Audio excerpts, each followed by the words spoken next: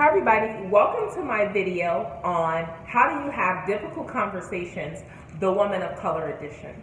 So everything that we do with the Be Free Woman is designed to support women of color, to remove any barrier that stands in the way of her personal and professional success. So I polled women of color around the country, various age groups, various professional backgrounds, various socioeconomic statuses, asking them one question. What are the top issues that you're facing? And tell me the first thing that comes to your mind. That's how we design everything at the Be Free Woman. And what came up over and over again was, how do I have difficult conversations as a woman of color where I can unapologetically own my identity, my brilliance, and my expertise, and still speak my truth and work through the conflict without having to feel like I need to shrink or hide who I am, so that people don't put me in a stereotype box. So that's what this video is all about. So the first tip and strategy as a woman of color is to connect to your core. What do I mean by that? When you need to have a difficult conversation, you have to have the conversation with yourself first, before you even begin to speak to somebody else. And the first thing you need to do is go inside and ask yourself, who's involved in this? Who's involved in this conflict? Who's involved in this difficult conversation? You, whoever the other people are, name who's involved, and then you should think about the what. What actually happened, right? And try to think about what actually happened from a non-biased perspective. Try to record as much as you can the facts about what happened. And then you want to ask yourself, how does this situation, this conversation that I need to have, impact me and my identity as a woman of color? How did this situation impact how I see myself as it relates to my self-esteem? And then the next thing you want to do is to ask yourself, why did it happen? How did I get to this place? And when you think about the why, you want to think of it as, what did everybody in this situation contribute to get us to this point? You know, we want to be honest with ourselves and not to think of it as a blame. We want to think of it as a contribution system. Well, how did what everyone did contribute to getting us to this particular point of where we are right now? Then after you've done that self-work of connecting to your core, you can then ask yourself, do I need to have a conversation? And I'm going to be real here. Sometimes we don't need to have a difficult conversation with people, because things can be changed simply by changing ourselves. The reality is that sometimes we end up in difficult situations because we allow ourselves to be in conflict. We allow ourselves to be in situations that cause us to shrink, right? And so you can ask yourself, can I fix the situation by simply changing me? Which I believe a lot of things in the world can be fixed by changing yourself. But if you decide, I need to have this conversation with my colleague or my husband or my friend, because I feel like if we don't have this difficult conversation, we're going to keep running into the same issue. And in that case, when you say, yes, I need to have a difficult conversation, then the next thing you need to do is to set an intention.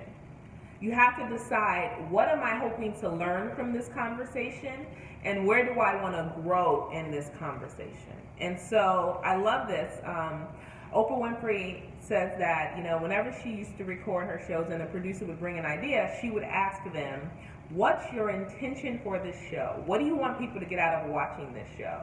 And so when we set our conversations with intention, it ensures that we stay on focus to the purpose of that conversation.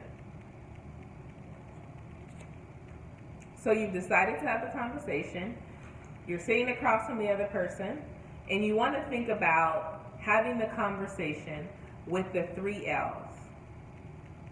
You want to think about having the conversation with the 3 L's, which is look, listen, and learn. These are the 3 L's that were taught to me by my mother, Darlene Fisher, and I love this concept. So you're sitting across the table. You want to make sure you're entering into the conversation with love, right? You want to make sure you're entering into this conversation with an open heart, and enter into this conversation without your emotions being on 100.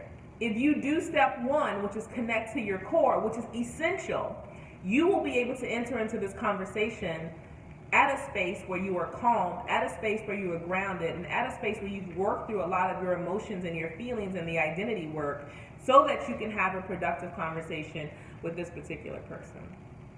So when I say, look, you want to approach this conversation with the perspective of hearing from both sides. This difficult conversation is not about you confirming everything that the person has ever done wrong to you. It's listening with the posture of, there's two perspectives here. There's two things that has happened. The reality is the only thing you know about this conversation, or about the incident rather, is your intentions and the impact of the other person's behavior on yourself. You don't know the intentions of the other person or the impact of your behavior on that person. Therefore, you want to enter the conversation with a both and posture, looking for both of those perspectives. The next thing you want to do is listen. You want to listen for that both and. What do I mean by that? You want to listen with both and, meaning that there's two stories here. So I want to not only hear my story, I also want to be able to listen to the other person's story and realize both perspectives are valid. Now, sometimes people say to me, Anise, I could be sitting across the table from somebody that's a liar. I know they're lying to me. They're not being truthful. That could very well be true. But in that person's mind, that's their reality. So you want to hear their reality. You want to hear their perspective so that you know what prompted their actions. And what I have found in moments where I've had to have a difficult conversation is a person has crafted the world in their own lens, and I crafted the world in my own lens, my own view, and then we come together and it's like, wow, I can see why we ended up in this conflict, because we have two very different perspectives. So you definitely want to be listening for that both and. The third thing is to learn. You want to seek clarity in this situation. The goal is for you to learn what happened on that person's end, because you already know what happened on your end, and you also want to learn about how did your actions impact that other person. Next, we're going to move into co-creating mutually beneficial solutions. And I state this for a reason, as a co-creation and from mutually beneficial lens. What do I mean by that? You're not going to resolve a difficult conversation by going in and telling somebody what you feel and then putting all these demands and expectations on that person. It's not going to work. The way that you truly heal and get to a mutually beneficial place is that both people begin to set expectations. Both people share what they need to move on from this particular situation. This is also a time where I call you to apologize if you need to apologize. If you need to say I'm sorry because your actions, impacted someone, or you might curse somebody out or said something or showed up in a way that you didn't want to show up. But only apologize if it's warranted, ladies. As a woman, as women of color, we apologize a lot for everything. And we just live in an apologetic culture where we're always saying, I'm sorry. You don't need to say I'm sorry if it's not warranted. But if it is, make amends, swallow your pride, be courageous, and apologize in that particular situation. You also got to be willing to own your shit. You got to be willing to own your role in the mess.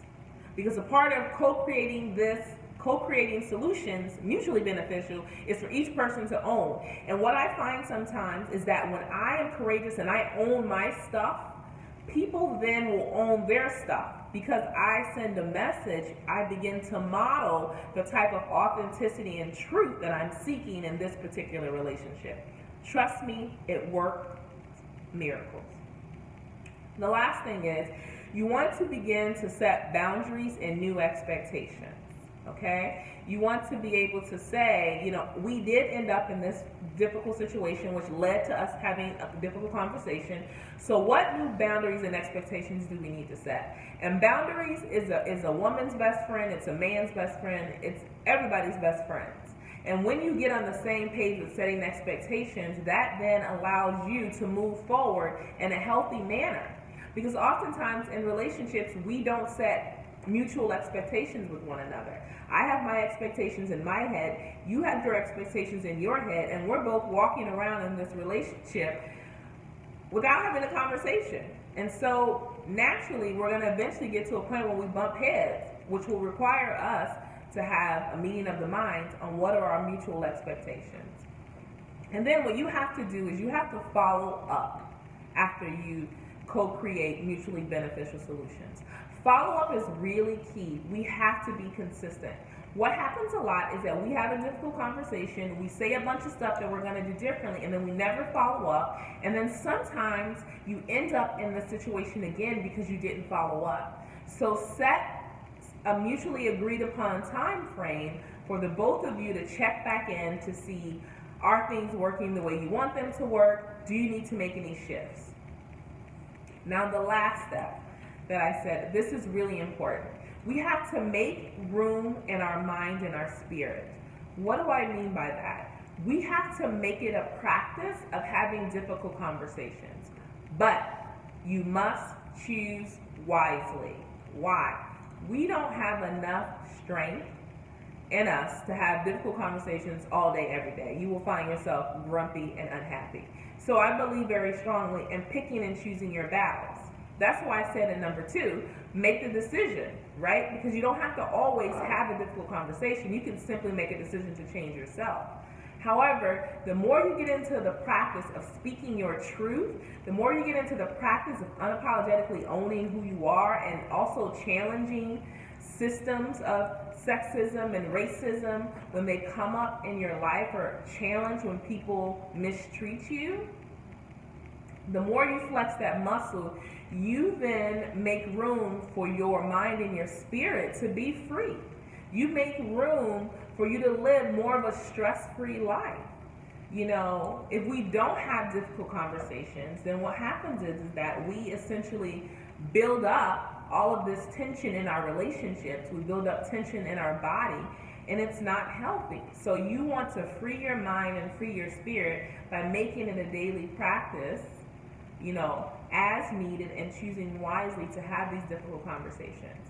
And I believe that if you follow these steps, the idea of connecting to your core, making a decision and setting an intention, having a conversation with the 3 L's of look, listen, and learn, co-creating mutually beneficial solutions, and opening your mind and your spirit, making room in your mind and your spirit, then I believe that you will live a much happier life, and that you will be able to walk this earth and say, I unapologetically own my identity, my brilliance, and my expertise, and I'm also empowering other women to do the same. Let's break barriers and build a legacy.